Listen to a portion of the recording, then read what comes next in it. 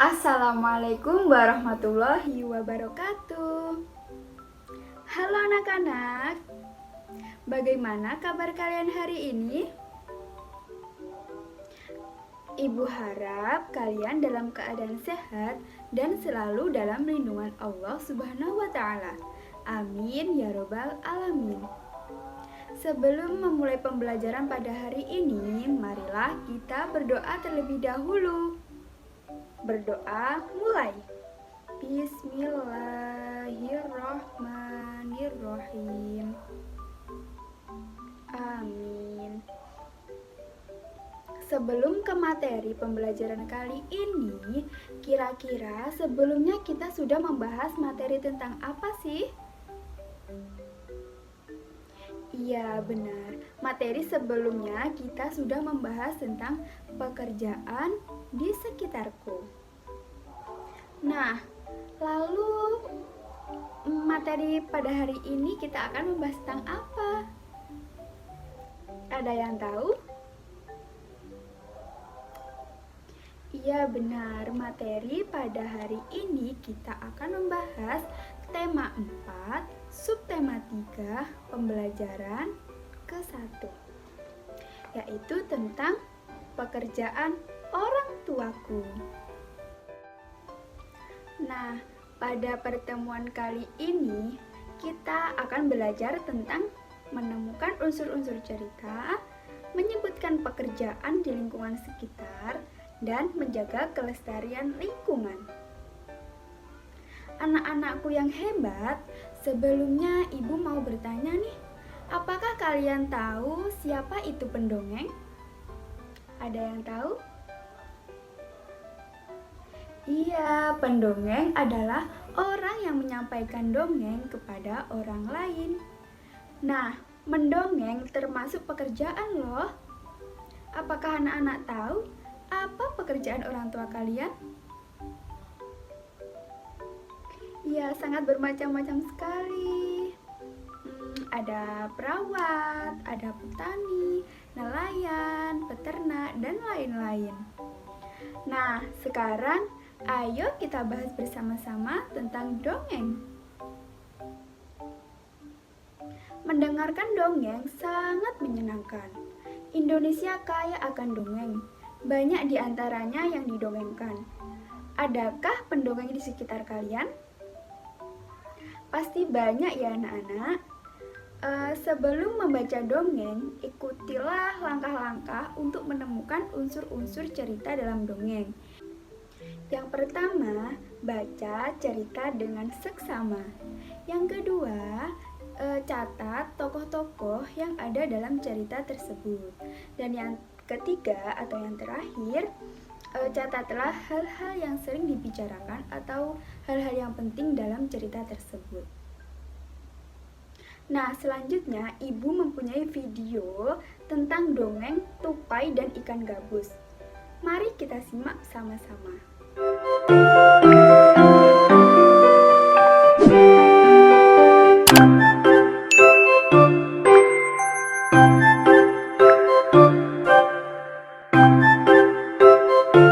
Tupai dan ikan gabus.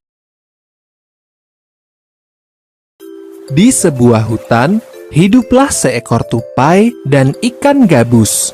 Meskipun berbeda alam, keduanya merupakan sahabat dekat. Tupai yang selalu membantu ikan gabus, begitu pula ikan gabus yang selalu menemani tupai.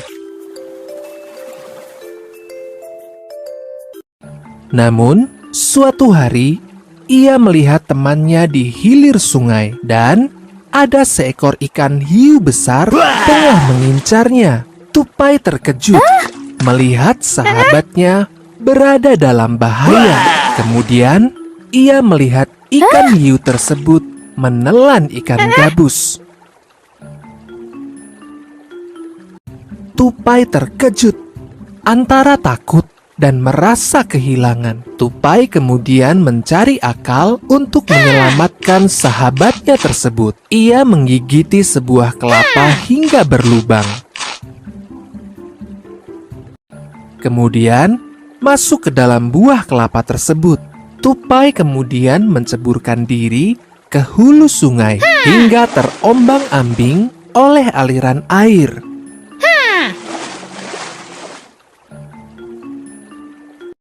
Dari kejauhan terlihat seekor ikan hiu. Ikan hiu yang sama dengan yang melahap ikan gabus. Ikan hiu semakin dekat dengan tupai. Kemudian dengan rakus melahap buah kelapa tersebut. Tupai berada dalam perut ikan hiu. Tupai berusaha untuk bisa keluar dari perut ikan hiu. Tidak hilang akal, tupai mulai menggigit ikan hiu tersebut.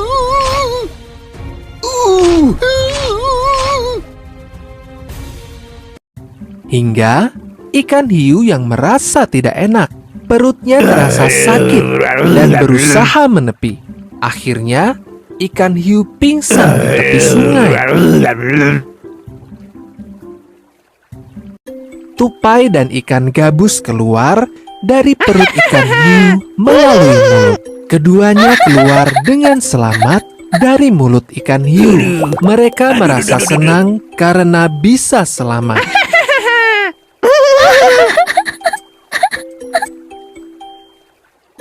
Nasihat dari cerita ini adalah sahabat sejati akan selalu menolong temannya yang membutuhkan bantuan, meskipun muncul rasa takut yang begitu besar. Nah, itu tadi dongeng tentang tupai dan ikan gabus. Agar lebih jelas lagi, sekarang kalian baca dongeng di buku kalian halaman 95 sampai 96 tentang tupai dan ikan gabus. Bacalah dengan seksama ya. Kemudian, setelah selesai membaca dongeng, lalu temukan unsur-unsur ceritanya yang meliputi judul, tokoh, sifat tokoh, tempat, awal cerita, akhir cerita, dan pesan moral. Jangan lupa tulis unsur-unsur cerita yang kalian temukan pada buku catatan kalian masing-masing ya. Anak-anak, tahukah kalian dalam bercerita, pendongeng sering menggunakan wayang yang terbuat dari kayu loh. Ada yang tahu siapa yang mengolah kayu agar menjadi wayang tersebut? Ada yang tahu? Iya benar, yang mengolah yaitu pengrajin kayu. Untuk mengetahui lebih lanjut tentang pekerjaan kayu, mari kita simak cerita Benny. Dari cerita Benny, produk apa saja yang dihasilkan oleh ayah Benny?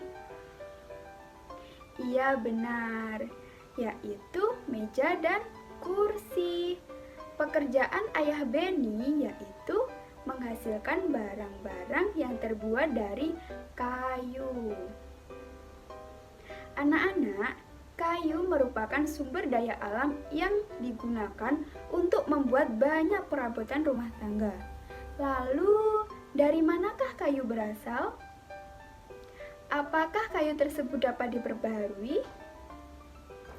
Kalian penasaran tidak? Berikut adalah proses pengolahan kayu menjadi meja dan kursi. Kayu diperoleh melalui hutan. Proses pengolahan kayu dimulai dari penebangan pohon di hutan. Pohon tersebut ditebang menggunakan alat yaitu gergaji mesin. Pada proses penebangan, pohon harus diperhatikan juga kelestarian hutan, yaitu dapat dilakukan dengan cara yang pertama, pohon yang hendak ditebang, pilihlah yang sudah berumur tua, dan penebangannya diiringi dengan penanaman pohon kembali atau reboisasi. Kemudian, kayu yang sudah dipotong dan berupa kayu gelondongan kemudian diangkut menggunakan kendaraan menuju tempat pengrajin kayu. Di tempat inilah kayu dibelah menjadi beberapa bagian. ada kayu yang dibuat papan, ada juga yang dibuat sebagai balok kayu. Para pengrajin kayu membeli kayu dari pemilik penggergajian. Mereka membeli kayu sesuai dengan kebutuhan yang dibuat. Misalnya, untuk membuat meja dibutuhkan kayu berbentuk balok. Meja yang sudah terbentuk dihaluskan dan dicat, jadilah sebuah meja yang siap dipakai. Pengrajin kayu biasanya menjual meja tersebut ke toko mebel. Pembeli biasanya membeli meja dan kursi ke toko mebel. Mereka membeli sesuai dengan kebutuhannya masing-masing. Nah, begitulah proses pembuatan meja dan kursi dari hutan sampai ke tempat pembeli membutuhkan proses yang panjang.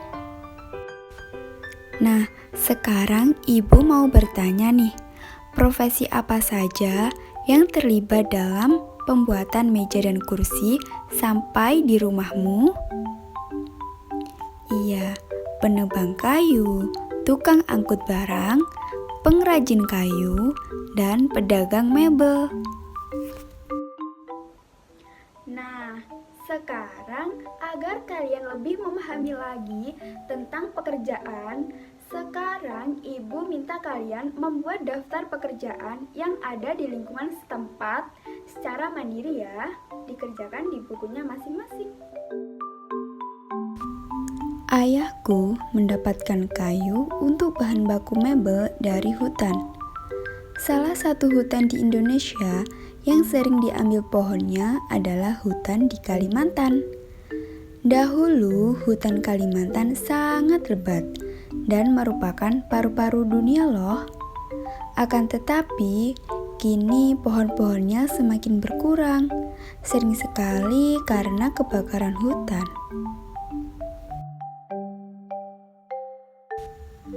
Nah, sekarang coba kalian perhatikan kenampakan hutan di Kalimantan pada gambar berikut ini.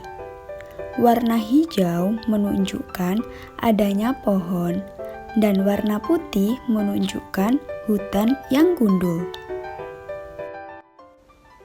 Nah, tahun 1950, Pulau Kalimantan sangat hijau anak-anak, karena banyak pohon dan banyak hutan di dalamnya. Tapi lihat anak-anak, semakin bertambahnya tahun, warna hijaunya semakin hilang ya. Sampai tahun 2020, lihat, warna hijaunya semakin sedikit. Berarti menunjukkan bahwa pohon atau hutannya semakin sedikit juga. Dan hutan yang gundul dijadikan pemukiman warga malah semakin banyak. Nah, kalau seperti ini kira-kira berdampak baik atau buruk ya? Iya, tentunya berdampak buruk anak-anak, karena awalnya Pulau Kalimantan itu termasuk penghasil oksigen terbesar dan penghasil kayu terbesar. Nah, kalau sekarang berkurang seperti ini, berarti penghasil oksigennya semakin berkurang. Sebelumnya, ibu mau bertanya, kira-kira apa yang terjadi jika pohon di hutan semakin sedikit atau semakin berkurang? Iya, benar. Apabila pohon di hutan semakin berkurang, maka banyak hewan yang akan kehilangan tempat tinggalnya. Selain itu, pohon yang berkurang di hutan juga dapat menimbulkan abrasi. Apa itu abrasi? Abrasi adalah pengikisan tanah. Nah, kemudian yang akan terjadi yaitu pemanasan global, banjir, longsor, dan lain-lain. Wah, berbahaya ya jika pohon-pohon di hutan semakin berkurang. Adakah yang belum paham dengan materi pada hari ini? Ibu harap kalian sudah paham semua ya. Nah, kalau sudah paham semuanya, Ibu memberikan tugas kalian, dicatat ya soalnya. menurut kalian bagaimana perkembangan pohon yang ada di hutan Kalimantan dari tahun ke tahun? Nah, nanti didiskusikan hasilnya, kemudian kirim ke Ibu. Nah, semua materi sudah Ibu sampaikan. Sekarang, mari kita simpulkan pembelajaran pada hari ini. Apa saja unsur-unsur cerita? Yang pertama, judul. Yang kedua, tokoh, kemudian sifat tokoh, tempat, awal cerita, akhir cerita, dan pesan moral. Kemudian, apa saja pekerjaan yang terlibat agar meja dan kursi nyampai ke tempat kalian? Ya, penebang kayu, tukang angkut barang, pengrajin kayu, dan pedagang mebel. Yang terakhir, upaya apa yang dapat kita lakukan untuk menjaga kelestarian hutan? Iya, memilih pohon yang sudah tua untuk ditebang. Yang kedua, tidak memanfaatkan secara berlebihan. Yang ketiga, menanam kembali pohon atau hutan yang gundul atau sering disebut juga reboisasi. Kemudian, menerapkan sistem tebang pilih. Selanjutnya, tidak membuang sampah sembarangan dan mengurangi penggunaan kertas secara berlebihan dan lain-lain. Ibu harap kalian sudah paham semua ya. Baiklah, mari kita akhiri pembelajaran pada hari ini dengan bacaan hamdalah. Alhamdulillahirobbilalamin. Alhamdulillahirobbilalamin. Pesan Ibu, semangat belajar, jaga kesehatan, jangan lupa tugas Ibu dikerjakan ya. Nah, dan jangan lupa selalu menjaga kelestarian lingkungan dengan cara tidak membuang sampah sembarangan. Sekian dari Ibu. Apabila ada kurang lebihnya, Ibu mohon maaf. Wassalamualaikum warahmatullahi wabarakatuh.